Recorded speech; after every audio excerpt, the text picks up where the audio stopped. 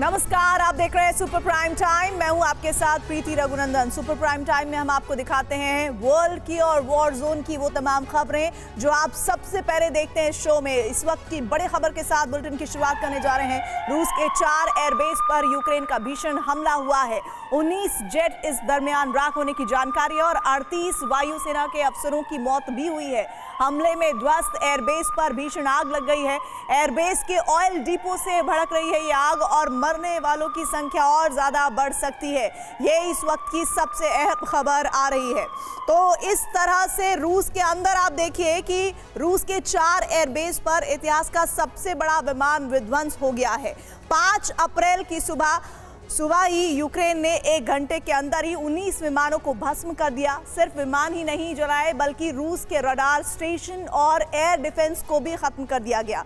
सवाल यही है कि आखिर यूक्रेन इतना बड़ा हमला करने में कैसे कामयाब हुआ?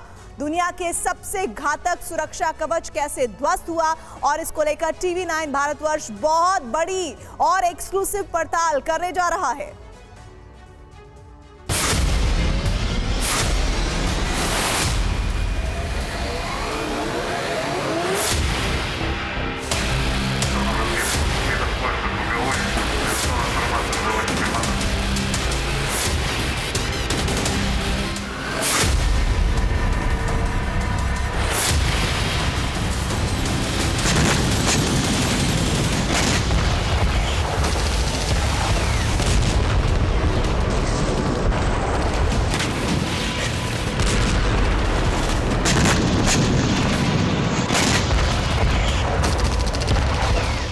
सुबह 3:03 पर पहला विमान जल गया।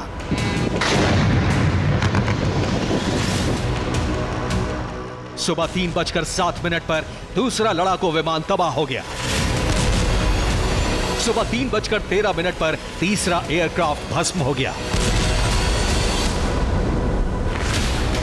सुबह 3:19 पर चौथा फाइटर जेट आग का गोला बन गया। सुबह 3:22 पर 5वें लड़ाकू विमान का दहन हो गया। सुबह 3:28 पर छठा फाइटर प्लेन जल गया। सुबह 3:31 पर 7वां लड़ाकू विमान तबाह हो गया।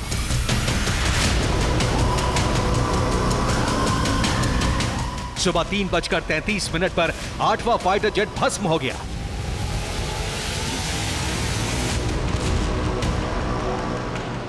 सुबह 3:37 पर 9वां एयरक्राफ्ट तहस नहस हो गया।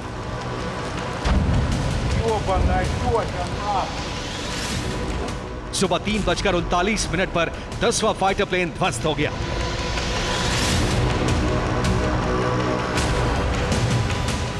सुबह 3:42 पर 11वां लड़ाकू विमान जल गया। सुबह 3:44 पर 12वां फाइटर जेट तबाह हो गया। सुबह 3:47 पर 13वां एयरक्राफ्ट आग का गोला बन गया।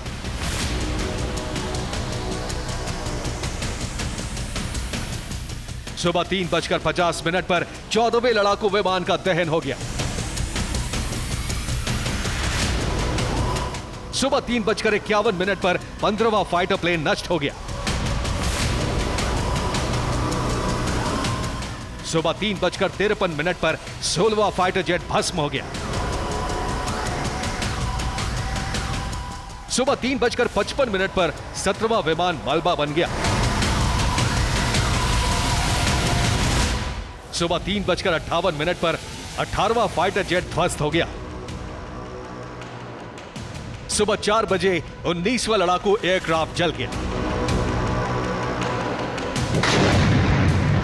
और इस तरह 60 मिनट के अंदर यानी 1 घंटे में रूस के अंदर इतिहास का सबसे बड़ा विमान विनाश हो गया।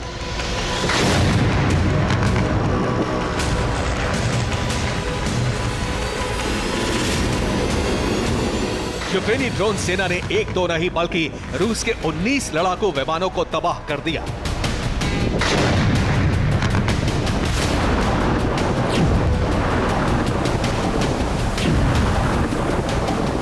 5 अप्रैल 2024 सुबह 3 बजे का वक्त था। रूस के लोग गहरी नींद में सो रहे थे।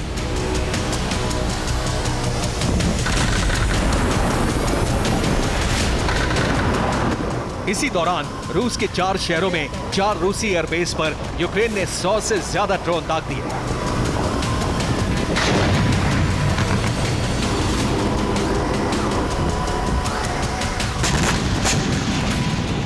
सुबह सुबह यूक्रेनी फोर्स ने रूस के 4 एयरबेस पर कुछ इस तरह से विस्फोट किए। एक के बाद एक दर्जनों धमाकों से रूस के 4 एयरबेस आग की लपटों में घिर गए। यूक्रेनी फोर्स ने यह हमला रोस्टोव के मोरोजोवस्क, सारातोव के एंगल्स, क्रास्नोदर के येयस्क और कुर्स्क एयरबेस पर किया।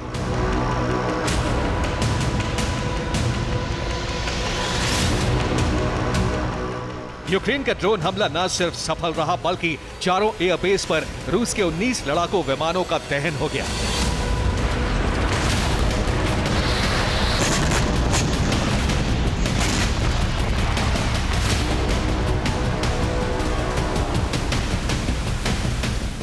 यूक्रेन ने रूस के जिन 19 विमानों का संहार किया है उनमें रूस के 3 एटमी बॉम्बर भी शामिल हैं।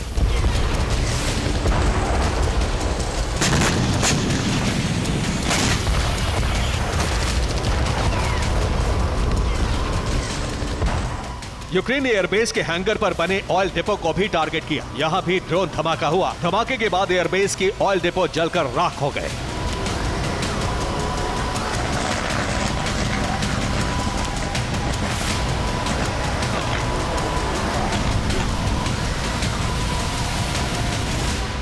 यूक्रेन ने सुबह सुबह ऑपरेशन एयरबेस को अंजाम दिया तो रूस में आपातकाल लग गया। आपातकाल इसलिए लग गया क्योंकि यूक्रेन ने रूस में इतिहास का सबसे बड़ा हमला कर दिया।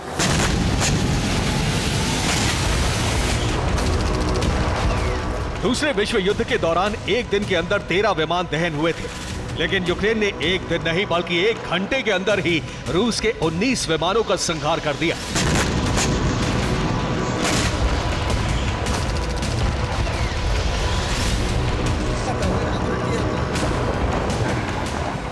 विश्व के सबसे बड़े हमले के बाद ही दुनिया पर परमाणु महायुद्ध का ग्लोबल संकट मंडराने लगा है।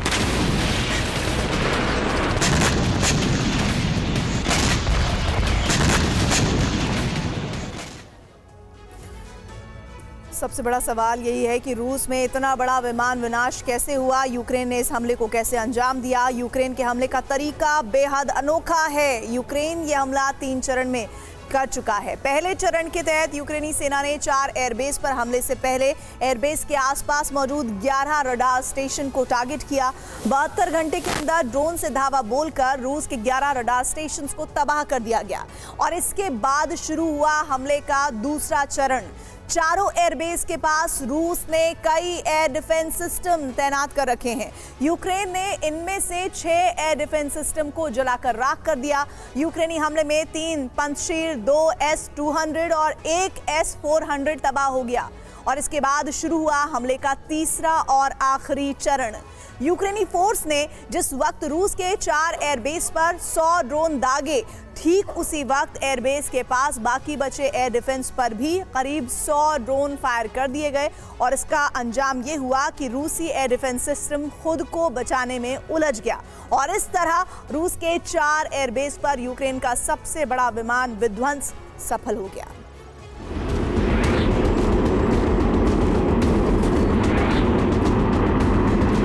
यूक्रेन के आघात से रूसी सेना को अब तक का सबसे बड़ा घाव पहुंचा है।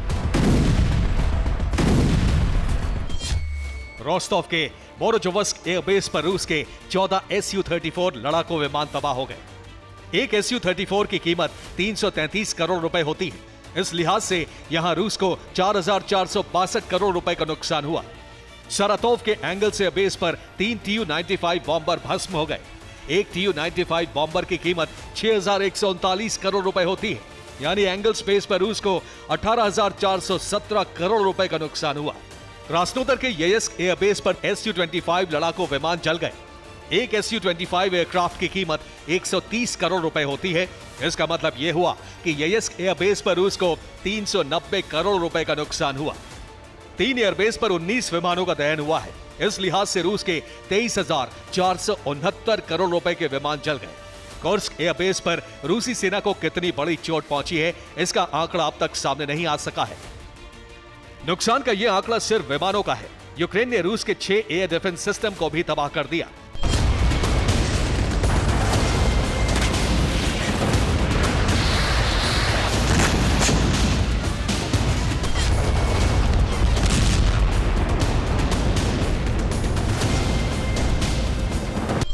यूक्रेन ने रूस के 3 पंजशीर एयर डिफेंस सिस्टम को तबाह किया। एक पंजशीर एयर डिफेंस सिस्टम की कीमत 125 करोड़ रुपए होती है। इस लिहाज से रूस के 375 करोड़ रुपए के पंजशीर जल गए। हमले में रूस के 2 S-200 एयर डिफेंस सिस्टम भी जल गए। एक S-200 की कीमत 166 करोड़ रुपए होती है, यानी रूस के 332 करोड़ रुपए के S-200 तबाह हो गए। रूस का एक S-400 भी भस्म हो गया। एक S-400 की कीमत 6,663 करोड़ रुपए होती है। मतलब ये कि रूस के 7,370 करोड़ रुपए के एयर डिफेंस सिस्टम तबाह हो गए। 23,469 करोड़ रुपए के विमान और 7,370 करोड़ रुपए के एयर डिफेंस सिस्टम को जोड़ दिया जाए तो नुकसान का आंकड़ा 30,839 करोड़ रुपए तक पहुंच जाता है।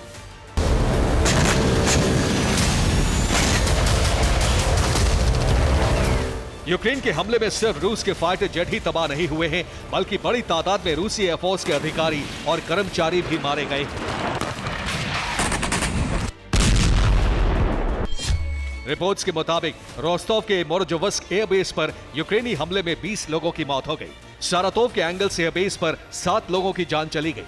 क्रास्नोदर के येयस्क में 11 लोगों के मारे जाने की रिपोर्ट है। यानी 3 एयरबेस पर रूसी एयरफोर्स के कुल 38 अधिकारी और कर्मचारी मारे गए।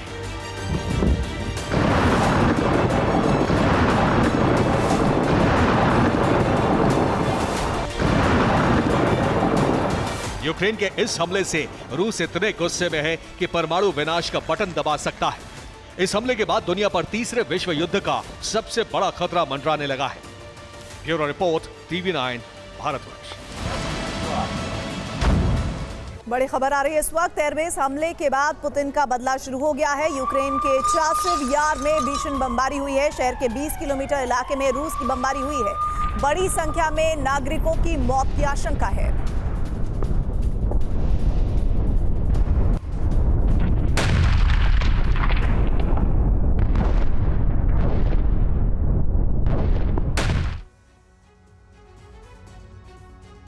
रूस में इतनी तबाही अकेले यूक्रेन नहीं कर सकता। ऐसे में रूस ने नेटो को फिर से चेतावनी दी है कि हमले का गंभीर परिणाम नेटो देशों को भी भुगतना पड़ेगा। रूस का दावा है कि जितने विध्वंसक हथियारों से हमला हुआ है वो यूक्रेन के नहीं हो सकते, यानी वो बना ही नहीं सकता। अब सवाल उठ रहा है कि यूक्रेन के पास ये हथियार कैसे आए? क्या इसे नेटो ने सीक्रेटली भेजा या फिर खुद नेटो इंजीनियर्स ने यूक्रेन में उन्हें तैयार किया? आखिर क्या है पूरा सच और कौन से वो तबाही मचाने वाले हथियार, इस एक्सक्लूसिव रिपोर्ट में जानिए।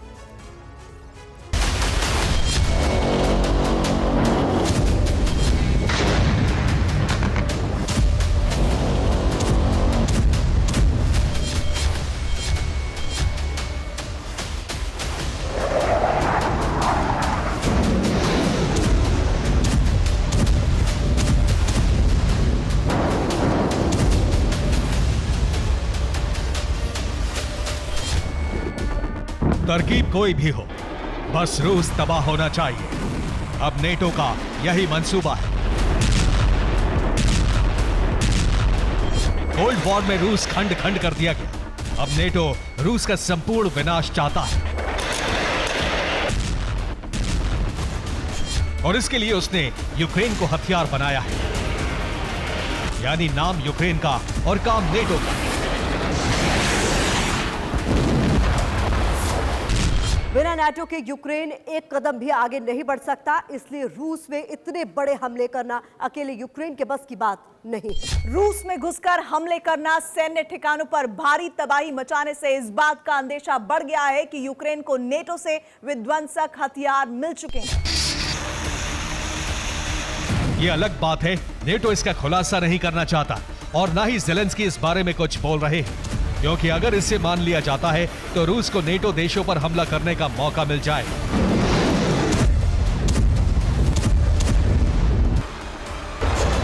रूसी एयरबेस पर 19 फाइटर जेट भस्म हो गए। जिन हथियारों से रूस में यूक्रेन ने तबाही मचाई है उसमें 2 तरह के वेपन हैं, लॉन्ग रेंज ड्रोन और स्पेशल फाइटर जेट। जो नेटो देशों से यूक्रेन को मिले। ये ऑपरेशन को अंजाम देकर सुरक्षित लौट भी आए। हालांकि रूसी सैन्य ठिकानों और ऑयल संयंत्रों पर हमले के बारे में पेंटागन ने किसी तरह की जानकारी होने से इनकार किया है। अब रूस पलटवार कर रहा है, यूक्रेन से बदला लेने के लिए बेचैन है। इस बीच जर्मन न्यूज़पेपर बिल्ड के दावे ने क्रेमलिन की नींद उड़ा दी।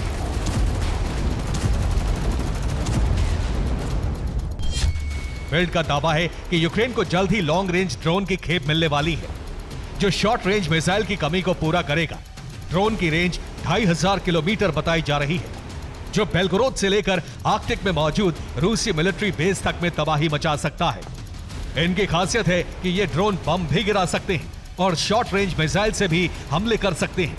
इसके अलावा ये कामिकाजी अटैक भी करने में माहिर है।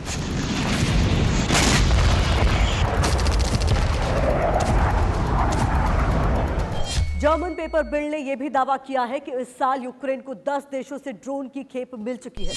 यूक्रेन को लॉन्ग रेंज ड्रोन किस देश ने भेजे हैं, इसकी जानकारी नहीं मिली है, लेकिन भविष्य में इसकी कई खेप और आएंगी।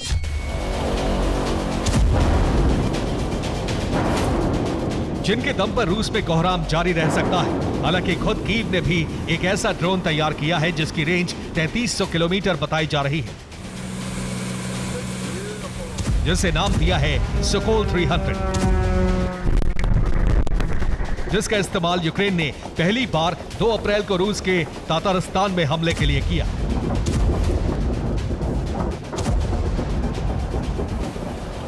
कहा यह भी जा रहा है कि इस तरह के ड्रोन नेटो की तरफ से यूक्रेन पहुंचाए जा रहे हैं, जिन्हें बिना किसी प्रोडक्ट या ब्रांड नेम के यूक्रेन अलग अलग पार्ट में भेज रहा है।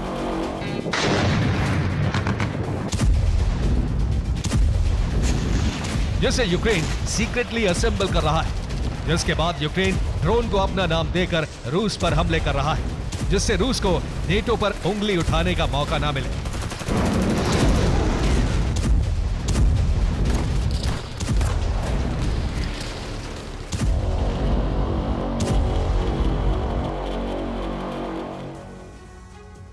अब यूक्रेन को लॉन्ग रेंज ड्रोन की कई खेप मिलने वाली है, जिससे वो रूस के सैन्य ठिकानों पर भारी तबाही मचा सकता है, जिसका दायरा आर्कटिक से लेकर बाल्टिक तक है।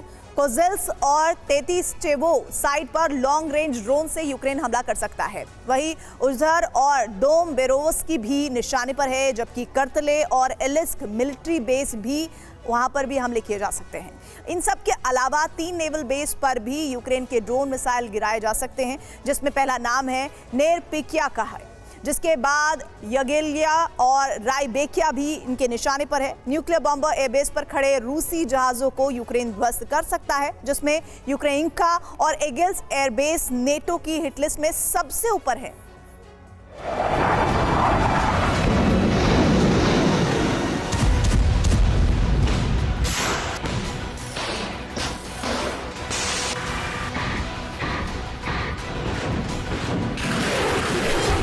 रूस पर लगातार हमले हो रहे हैं, इसके पीछे नेटो है। इसका अंदेशा रूस को पहले से था।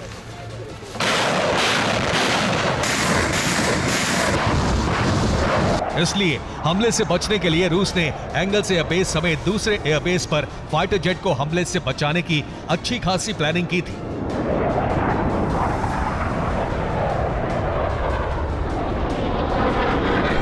ये पिछले साल सितंबर की एंगल्स एयरबेस की तस्वीरें हैं, जिसमें साफ तौर पर TU-160 और TU-95 बॉम्बर खड़े दिख रहे हैं। लेकिन दूसरी तरफ ये इसी साल 21 मार्च की तस्वीरें हैं, जिसमें बॉम्बर साफ नहीं दिख रहे हैं, बल्कि सैटेलाइट इमेज धुंधली है। दरअसल रूस ने एयरबेस पर बॉम्बर को ड्रोन हमले से बचाने के लिए काले रंग से पेंट कर दिया। इसके अलावा प्लेन पर टायर भी लगा दिए। इससे यह समझ नहीं आ पाएगा कि कौन से प्लेन हैंगर में खड़े हैं, ये बॉम्बर हैं या फिर रिपेयर के लिए आए प्लेन।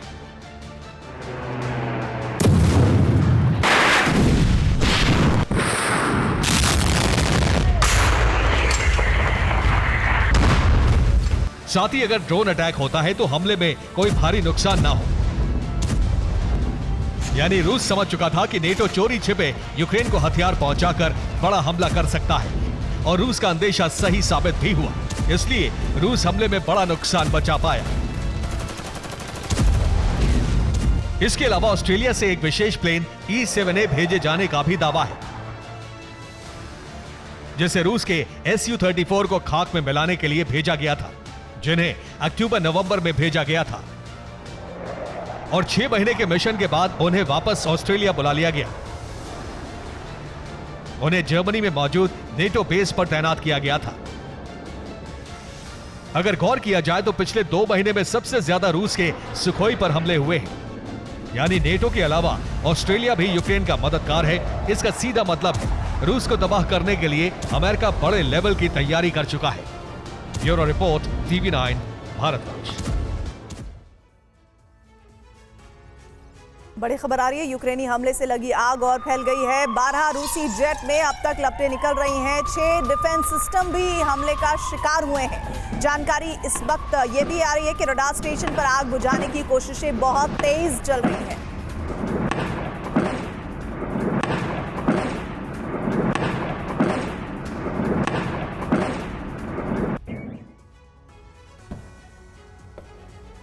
रूस में विमानों के विध्वंस ने एक बार फिर विश्व युद्ध की आशंका को तेज कर दिया है, क्योंकि शुक्रवार को एक तरफ रूस के धधकते हुए विमान थे तो दूसरी तरफ नेटो के विमान रूस के बेहद करीब अपनी शक्ति का प्रदर्शन कर रहे थे।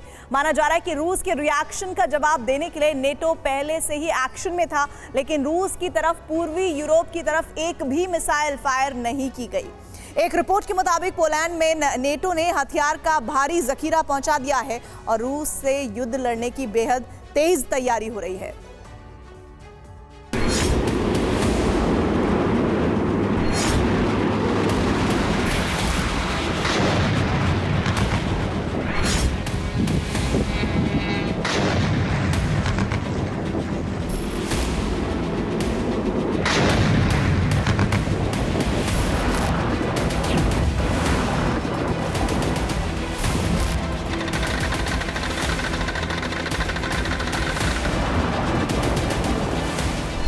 कोई नहीं जानता पुतिन अपने एक बॉम्बर का बदला कैसे लेंगे।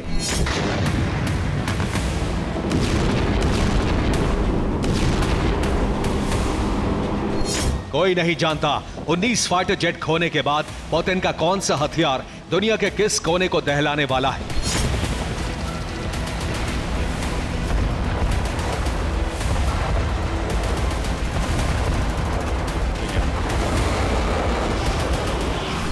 यह भी कोई नहीं जानता कि हिसाब सिर्फ यूक्रेन से चुकता होगा या इस बार पुतिन नेटो से आर पार करेंगे।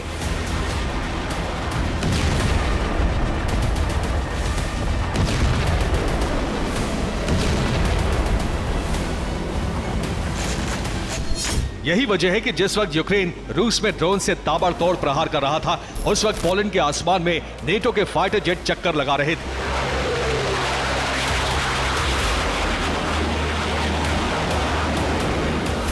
शुक्रवार की सुबह जैसे ही रूस के 4 एयरबेस पर धमाकों की आवाज गूंजी, पोलैंड के एयरबेस पर फाइटर जेट के इंजन ऑन हो गए।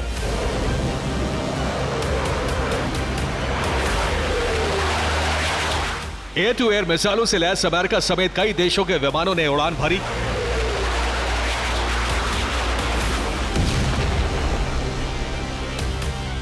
मकसद रूस के हमलों के संभावित हमले का जवाब देना था। नेटो की पूर्वी सीमा की सुरक्षा को सुनिश्चित करना था। नेटो के छोटे छोटे देशों को रूसी बॉम्बर से बचाना था। रूस की सेना को नेटो की सतर्कता दिखाना था।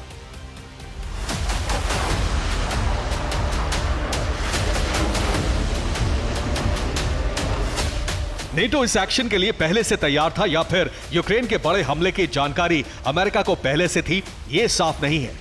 लेकिन पोलैंड में चंद सेकंड के भीतर जो कुछ हुआ, उससे तो यही लगता है कि नेटो रूस से युद्ध के लिए तैयार था।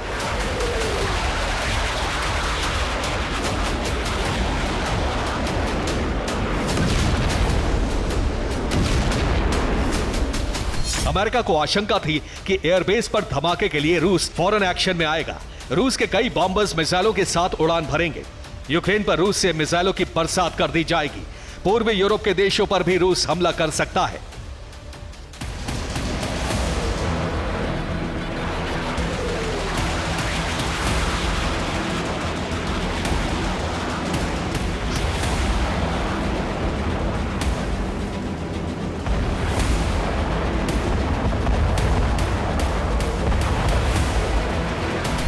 लेकिन ऐसा नहीं हुआ। ना तो पोलैंड की तरफ रूस से मिसाइल दागी गई और ना ही नेटो के विमानों को मिसाइल दागने की जरूरत पड़ी। लेकिन कुछ घंटों के लिए पोलैंड के आसमान का जो डेटा निकाला गया, उससे तो साफ है कि अब पोलैंड से रूस पर हमले की पूरी तैयारी कर ली गई है।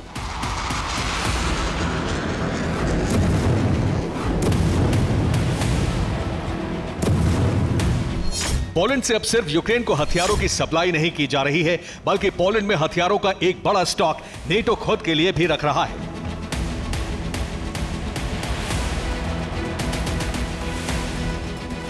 रिपोर्ट के मुताबिक पोलैंड में कार्गो विमान आने की संख्या 2 गुनी हो गई है। फ्लाइट रेडार 24 के आंकड़े इस रिपोर्ट की पुष्टि कर रहे हैं। फ्लाइट अवेयर का डेटा भी पोलैंड में कुछ बड़ा होने का इशारा कर रहा है।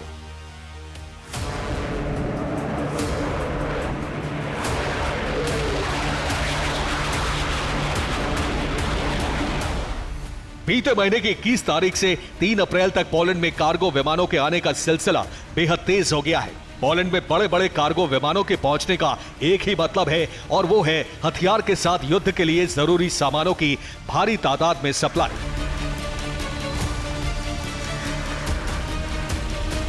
सिर्फ अमेरिका नहीं, बल्कि कई देशों से कार्गो विमानों के आने का सिलसिला जारी है। सभी कार्गो विमान 3 से 4 घंटे बाद लौट रहे हैं, यानी विमानों से आए सामानों को उतारते ही उन्हें वापस भेजा जा रहा है। आपको दिखाते हैं कि पिछले कुछ दिनों से पोलैंड के जेजोफ एयरपोर्ट पर क्या कुछ हुआ है।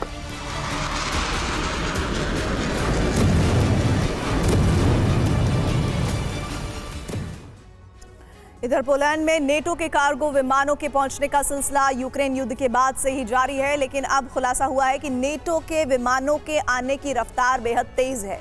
सिर्फ 24 घंटे में ही 40 कार्गो विमानों की लैंडिंग होने लगी है। 24 मार्च की एक रिपोर्ट सामने आई है, जिसमें अंदाजा होता है कि नेटो ने यूक्रेन को सीक्रेट तरीके से कुछ हथियार पहुंचाए हैं। रिपोर्ट के मुताबिक एक AN-124 कार्गो विमान ने नॉर्वे के ओल्सो से उड़ान भरी, कई घंटे लगे और तब जाकर हवा में रहने के बाद यह विमान पोलैंड के जेसोफ एयरपोर्ट पर पहुंचा। अहम जानकारी ये भी है कि ओस्लो से आए विमान ने पोलैंड में 12:40 पर लैंड किया और उसके बाद 2:20 पर इसी एयरपोर्ट से यूक्रेन के कार्गो विमान ने उड़ान भरी। तो क्या 24 मार्च को ओस्लो से आए हथियारों की शिफ्टिंग की गई? रिपोर्ट के मुताबिक कनाडा से भी पोलैंड के लिए कई कार्गो विमानों को रवाना किया गया। ये तमाम विमान नेटो के बेस से पोलैंड के लिए रवाना किए गए थे। जर्मनी में भी नेटो का बेस है और हथियारों का बड़ा भंडार मौजूद है। यहां से भी कई कार्गो विमान मार्च के महीने में पोलैंड के लिए रवाना किए गए। चेक रिपब्लिक से यूक्रेन को हथियारों की सप्लाई की गई और इसीलिए यहां के कार्गो विमानों ने भी पोलैंड में लैंड हुए और माना तो ये जा रहा है कि भारी मात्रा में यूक्रेन को गोला बारूद भी मिला है। नेटो A400M ब्रिटिश एयरबेस का इस्तेमाल कर रहा है। इसके अलावा फ्रांस के A330 एयरबेस का भी इस्तेमाल हो रहा है। अमेरिका के कई C-17 ग्लोबमास्टर पोलैंड में लैंड हुए हैं। अमेरिका 747-400 कार्गो विमान का भी इस्तेमाल कर रहा है और इसके अलावा यूक्रेनी AN-124 Ruslaan cargo ship Poland में कई बार लैंड हुए हैं।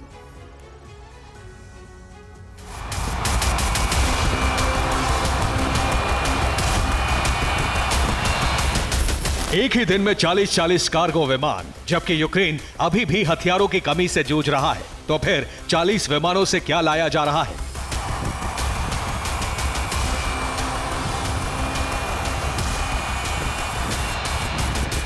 क्या यूक्रेन को सीक्रेट तरीके से हथियार की सप्लाई की जा रही है? क्या पूर्वी यूरोप में मिसाइल टैंकों की भारी तैनाती की जा रही है? क्या नेटो को रूस के वॉर प्लान की पूरी जानकारी है? पिछले दिनों अमेरिका ने रूस के प्लान का खुलासा अपनी सीक्रेट रिपोर्ट के हवाले से किया था, जिसके मुताबिक मार्च के महीने को युद्ध की शुरुआत का महीना बताया गया था।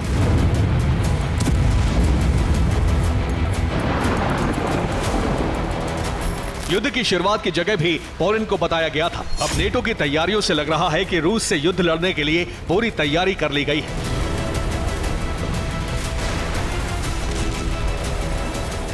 हालांकि एक रिपोर्ट में दावा किया गया है कि रूस को संदेश देने के लिए ट्रांसनिस्ट्रिया में भी ड्रोन अटैक किया गया।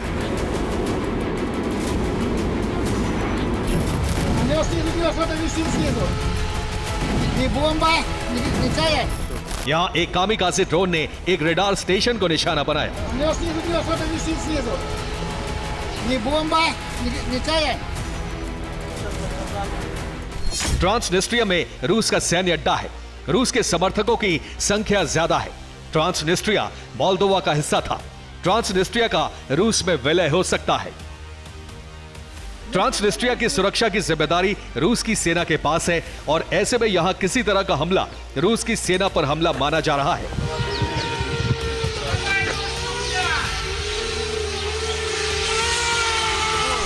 यह हमला कहां से हुआ यह साफ नहीं है, लेकिन माना जा रहा है कि नेटो ने इस हमले से रूस को संदेश दिया है कि अगर पूर्वी यूरोप के छोटे छोटे देशों को टारगेट करने की कोशिश की गई तो रूस से बदला कहां लिया जा सकता है।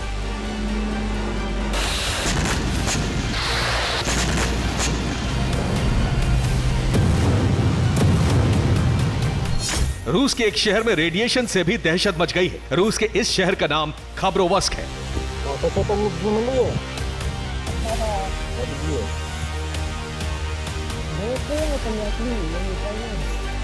खबरोवस्क में रहस्यमय तरीके से रेडिएशन हो रहा है। एक बड़े इलाके को पूरी तरह से खाली कराया गया है। खबरोवस्क में हालात बिगड़ने पर आपातकाल का ऐलान किया गया है। दावा है कि रेडिएशन की वजहों का पता लगाया जा चुका है और इसे बंद भी कर दिया गया है, लेकिन यह सब कैसे हुआ और इससे कितने दिनों तक कितना नुकसान होगा इसका खुलासा नहीं किया गया है।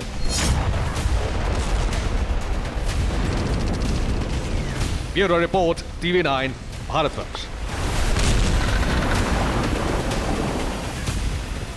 बड़ी खबर आ रही है। एयरबेस हमले के बाद रूस हुआ आक्रामक। अमेरिकी बॉर्डर पर पहुंचे हैं रूसी एटमी बॉम्बर।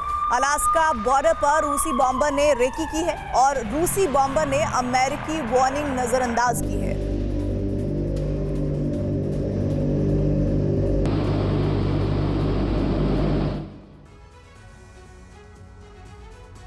अड़तालीस घंटे पहले यूक्रेनी सेना ने रूस और उसके कब्जे वाले इलाकों पर हमला किया।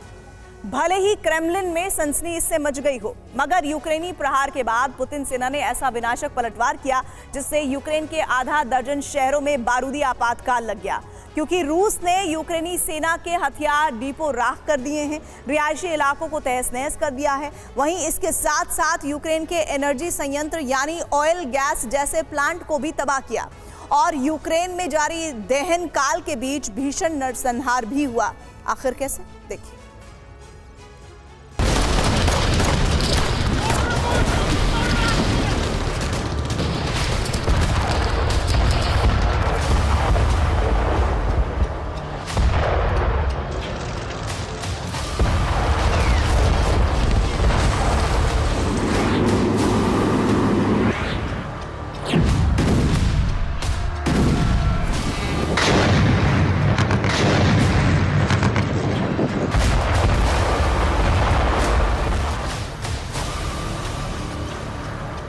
अड़तालीस घंटे पहले यूक्रेन ने 3 बड़े हमले को अंजाम दिया, वो भी ताबड़तोड़ अंदाज में, विध्वंसक आत्मघाती ड्रोन के जरिए।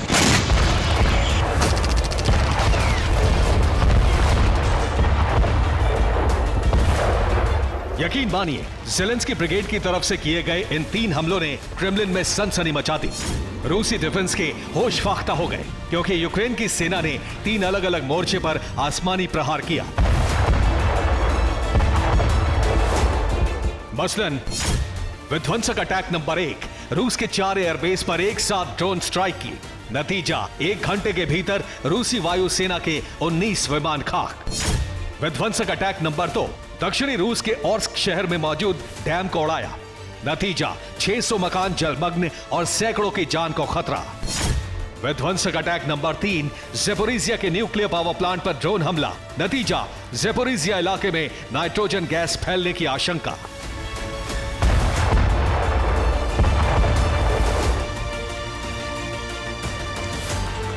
गौर करने वाली बात यह है कि यूक्रेन के बारूदी उड़न दस्ते ने रूस के सुरक्षा कवच को भेदते हुए जबरदस्त आसमानी प्रहार किया, क्योंकि 1 घंटे के भीतर 4 अलग अलग ठिकानों पर तैनात 19 लड़ाकू विमानों को तहस नहस करना कोई मामूली बात नहीं है।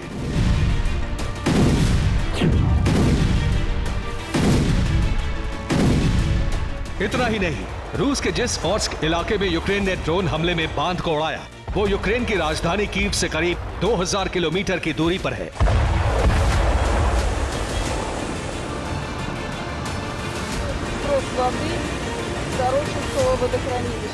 यानी जेलेंस्की के घातक ड्रोन्स ने रूस में घुसकर तबाही मचाई, और वो भी पुख्ता प्लानिंग के जरिए। हालांकि आशंका ये भी जताई जा रही है कि ऑर्स्क में जो ड्रोन हमला हुआ है उसे नेटो ने अंजाम दिया है।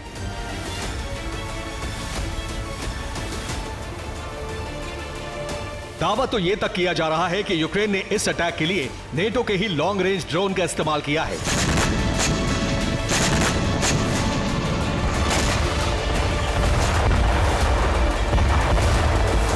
मगर इस हमले के बाद रूसी राष्ट्रपति आग बबूला हो गए। बस फिर क्या, बीती रात पुतिन ने यूक्रेन से इतना विनाशक प्रतिशोध लिया जिसकी कल्पना भी नहीं की जा सकती।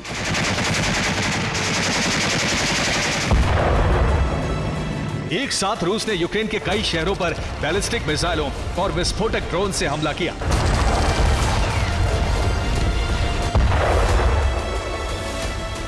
चंद घंटे के भीतर यूक्रेन के दर्जनों शहर एक साथ धधकने लगे।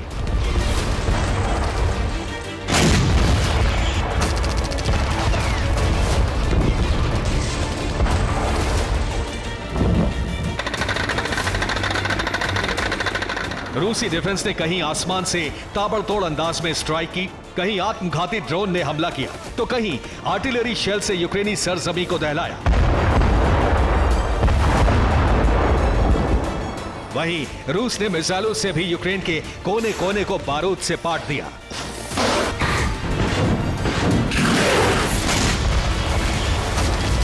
खार्किव से चासिव तक, ज़ेपोरिज़िया से ओडेसा तक, अवदीवका से डोनेस्क और लुहांस्क तक, यूक्रेन का ऐसा कोई इलाका नहीं बचा जहां रूस की तरफ से हमला ना किया गया हो।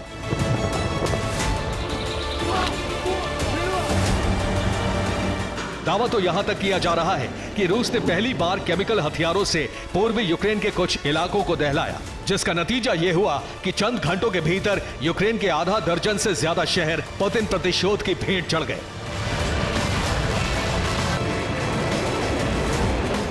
मसलन खार्किव में रूस ने हथियार डिपो, रिहायशी इलाकों और एनर्जी संयंत्रों को निशाना बनाया। ईस्टर्न यूक्रेन के चासिव यार में रूस ने लड़ाकू विमानों से अटैक किया। वहीं अवदीवका में रूस ने अमेरिका के ब्रैडली आर्म्ड व्हीकल को तबाह कर दिया। ज़ेपोरिज़िया ओडेसा में रूस ने मिसाइलों से जबरदस्त अटैक किया। वहीं डोनेस्क और लुहांस्क में रूसी सेना ने केमिकल वेपन से प्रहार किया। रूस की तरफ से किए गए इस पलटवार में सिर्फ यूक्रेनी इलाके ही तबाह नहीं हुए, सिर्फ यूक्रेन के हथियार डिपो, ऑयल गैस प्लांट ही जलकर राख नहीं हुए, बल्कि इसके साथ साथ भीषण नरसंहार भी हुआ। खार्किव में 6 लोगों की मौत हुई, जबकि 2 दर्जन से ज्यादा लोग घायल हुए।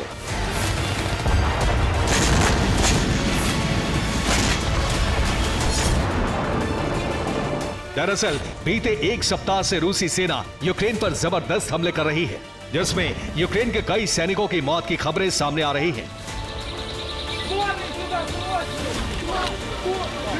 अगर बात 31 मार्च से अब तक की करें तो अवदीवका में यूक्रेन के 1695 सैनिकों की मौत हुई। साउथ डोनेस्क में करीब 760 यूक्रेनी सैनिक मारे गए, जबकि कुपियांस्क में 270 यूक्रेनी जवानों की मौत हुई और खेरसोन में यूक्रेन के 240 सैनिक मारे जा चुके हैं।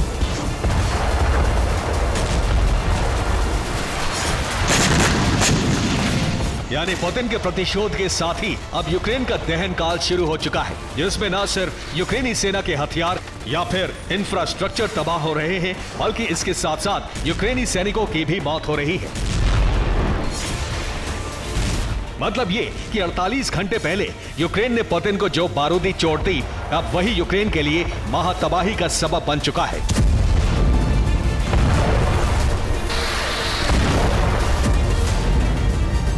Bureau report, TV9 Bharatvarsh.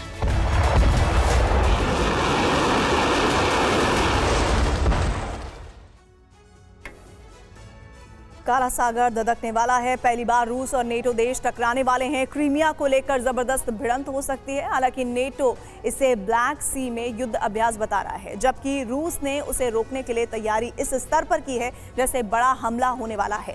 अगर नेटो ने ड्रिल की आड़ में कोई बड़ा षड्यंत्र रचा तो रूस तबाही का जल्जला ला देगा, जिससे काले सागर से महायुद्ध का उद्घोष हो सकता है।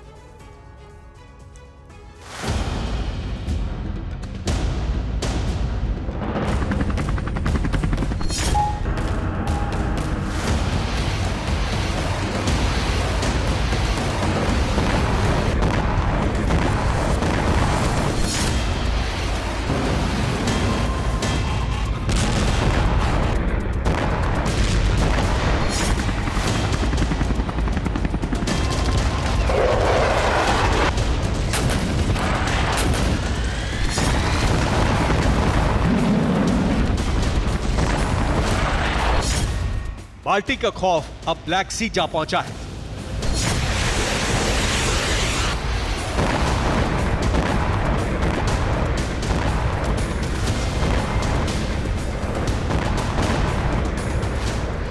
युद्ध का अंदेशा बढ़ने लगा है। एपिसेंटर काला सागर बनने जा रहा है।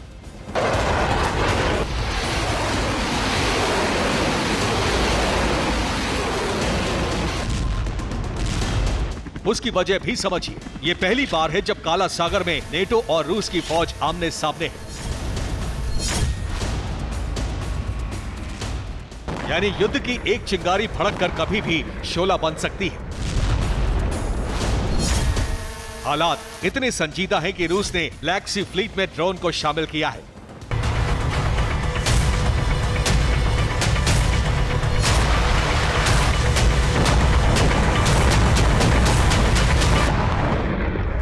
ब्लैक सी फ्लीट पर डिफेंस सिस्टम की तैनाती की है। मिसाइल कैरियर भी ब्लैक सी में उतार दिया है।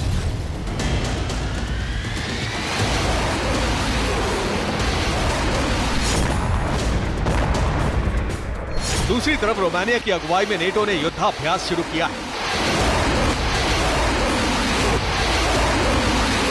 अभी तक नेटो की डिफेंडर ड्रिल आर्कटिक बाल्टिक में हो रही थी, लेकिन अचानक से काला सागर में युद्धपोत पहुंचाकर नेटो ने रूस को चुनौती दे डाली।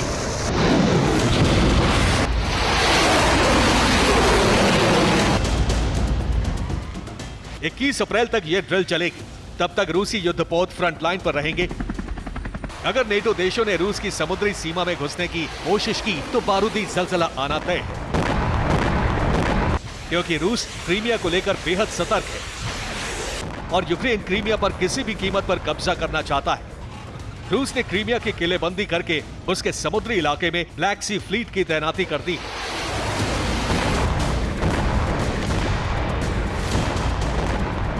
उधर नेटो की ड्रिल में 12 देश शामिल हो रहे हैं।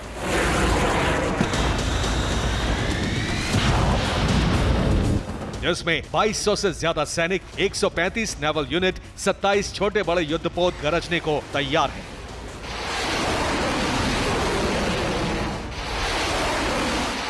इस बीच यूक्रेन ने रूस की मिसाइल फ्लीट उतारने पर कहा है कि रूस की मिसाइल स्ट्राइक के बाद काला सागर में सबमरीन मिसाइल कैरियर उतारना उसके मंसूबे को बता रहा है।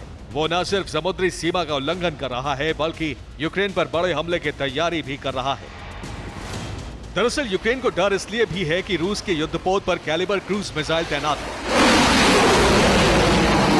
एक बार में युद्धपोत से 50 मिसाइलें दागी जा सकती हैं।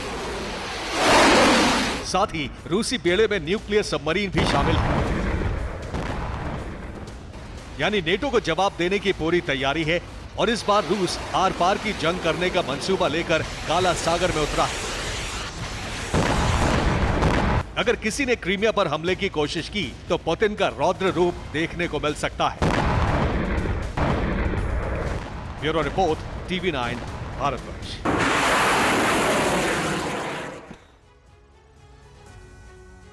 गाजा में नरसंहार की नई वजह का खुलासा हुआ है। इजराइल के इंटेलिजेंस के चीफ की किताब के हवाले से दावा किया गया है कि इजराइल ने युद्ध आर्टिफिशियल इंटेलिजेंस का इस्तेमाल किया, जिसकी वजह से इजराइल भीड़ के बीच टारगेट की पहचान कर सका और बमबारी की गई। दावा है कि AI की मदद से ही इजराइल ने गाजा में इतनी तेजी से ऑपरेशन चलाया और इतना बड़ा विध्वंस हुआ।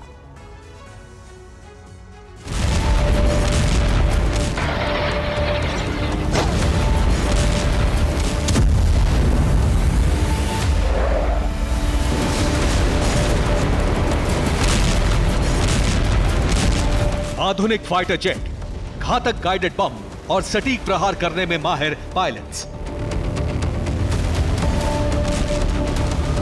इजराइल की वायुसेना बेहद ताकतवर है।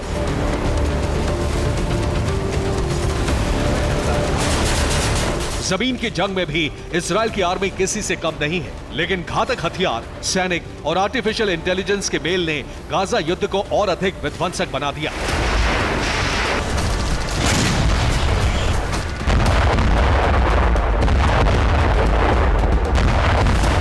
एआई यानी आर्टिफिशियल इंटेलिजेंस के इस्तेमाल से इजराइल के सैनिक वो कर पा रहे हैं जिसे नामुमकिन माना जाता रहा है।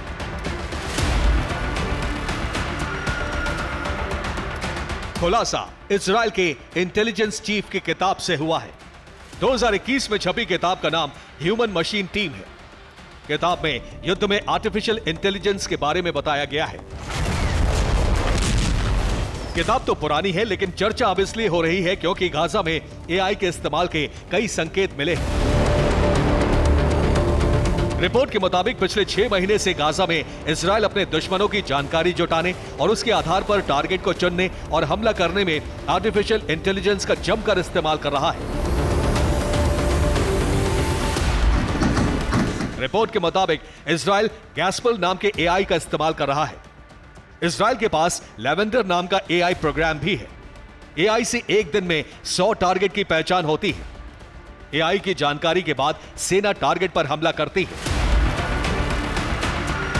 इजरायली इंटेलिजेंस चीफ की किताब के मुताबिक एआई एक साथ कई लोगों पर नजर रखता है।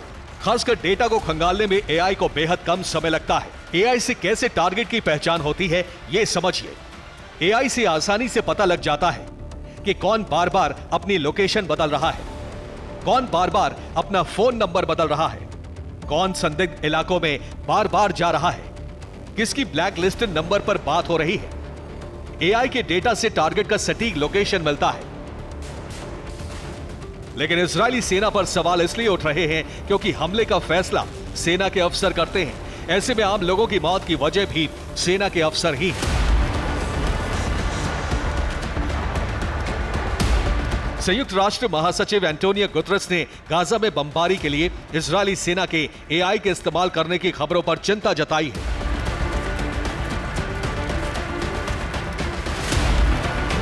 माना जा रहा है कि एआई का इस्तेमाल विशेष रूप से घनी आबादी वाले इलाकों में लक्ष्यों की पहचान के लिए किया जा रहा है।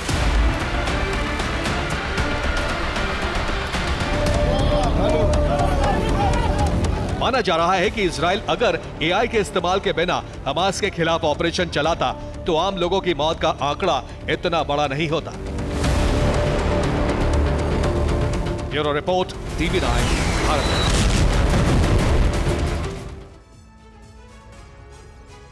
रमजान खत्म होने के साथ ही इजरायली सरजमी पर बारूदी कोहराम शुरू हो जाएगा, जो इजराइल के खात्मे तक जारी रहेगा। और जानते हैं, बारूदी इंतकाम की चेतावनी ईरान से सामने आई है। वो ये कि ईद से पहले हर हाल में इजराइल भस्म होगा, दुनिया के नक्शे से उसका वजूद मिट जाएगा।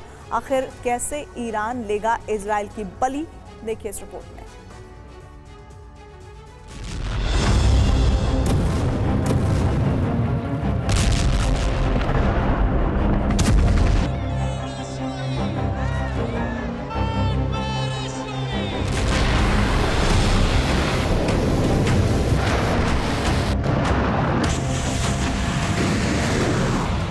जल्द ईरान के बारूदी प्रतिशोध से इजराइल दहल सकता है।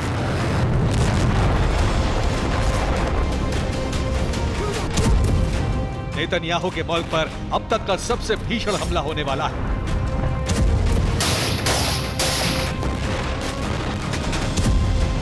आप ये जानकर हैरान रह जाएंगे कि ईरान ने हमले की तारीख और वक्त भी मुकर्रर कर दिया।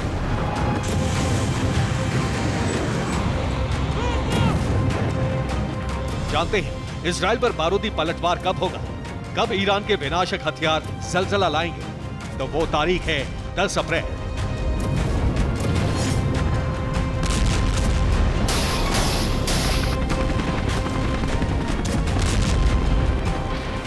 रमजान का आखिरी दिन 10 अप्रैल है और इसी तारीख को ईरान की तरफ से प्रचंड हमले की तैयारी पूरी हो चुकी है। मतलब ईद से पहले इजराइल में बारूदी खलबली मचनी तय है। और ये दावा किसी और ने नहीं बल्कि ईरान के सुप्रीम जज ने किया।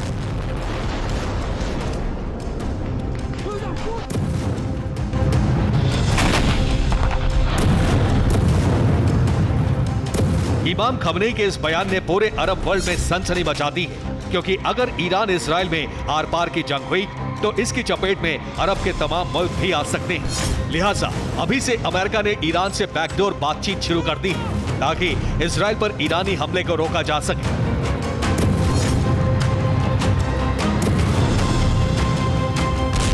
अगर ईरान ने भी साफ कर दिया है कि इस बार इजराइल ईरान के बीच किसी ने दखलंदाजी की तो ईरान उसे भी टारगेट करने से नहीं चूकेगा।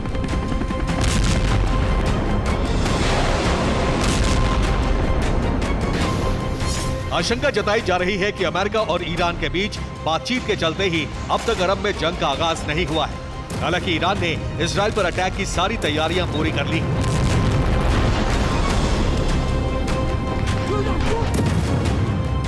इसी को ध्यान में रखते हुए इजरायली सेना भी अलर्ट पर है। मसलन इजराइल ने जीपीएस नेविगेशन सिस्टम बंद कर दिया है ताकि गाइडेड मिसाइलों के हमलों को रोका जा सके। इजरायली डिफेंस ने सैनिकों की छुट्टियां भी रद्द कर दी हैं। इजराइल ने एयर डिफेंस कमांड को अलर्ट पर रखा है। कई शहरों में अंडरग्राउंड एंटी बॉम्ब शेल्टर तैयार किए हैं। इसके अलावा अमेरिका ने सीरिया में डिफेंस सिस्टम भेजे हैं।